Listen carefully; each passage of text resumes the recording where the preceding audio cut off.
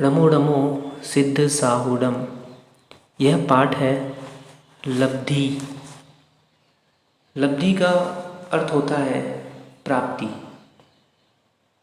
अतः सम्यक प्राप्त करने हेतु विशिष्ट योग्यता की आवश्यकता होती है। इन्हीं योग्यताओं की प्राप्ति को हम लब्धि कहते हैं। लब्धि वैसे 5 प्रकार की कही गई है।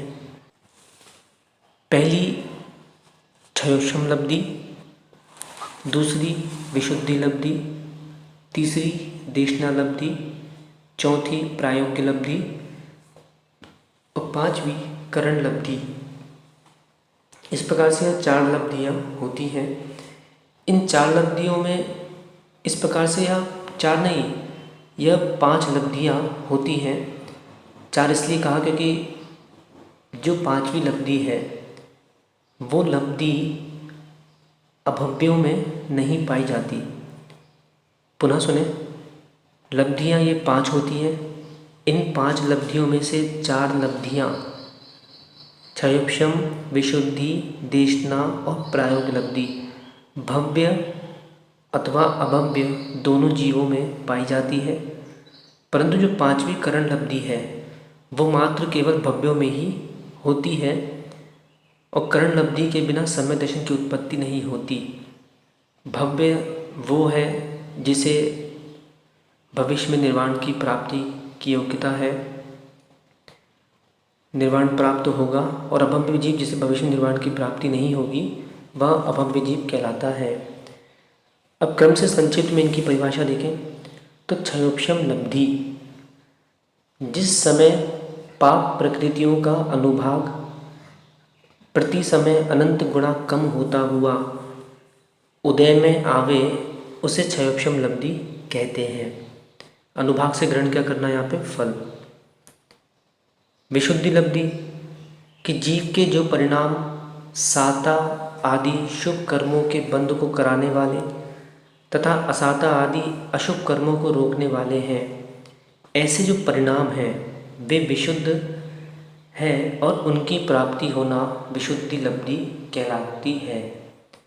शब्द समझ में आ रहा ना? विशुद्धि लब्धि यानी विशुद्धि की प्राप्ति, क्षयोक्षम लब्धि यानी उस क्षयोक्षम की प्राप्ति जिससे कि पाप प्रकृतियों का फल प्रति समय अनंत गुणा कम होता हुआ उदय में आवे। तीसरी जो है देशना लब्धि, तो 6 द्रव्यों और 9 पदार्थों के उपदेश का नाम देशना होता है। देशना देने वाले आचार्य आदि की प्राप्ति होना तथा जो कहा उसके अर्थ के ग्रहण, धारण और विचारणा शक्ति की प्राप्ति होना देशना लब्धि कहलाती है।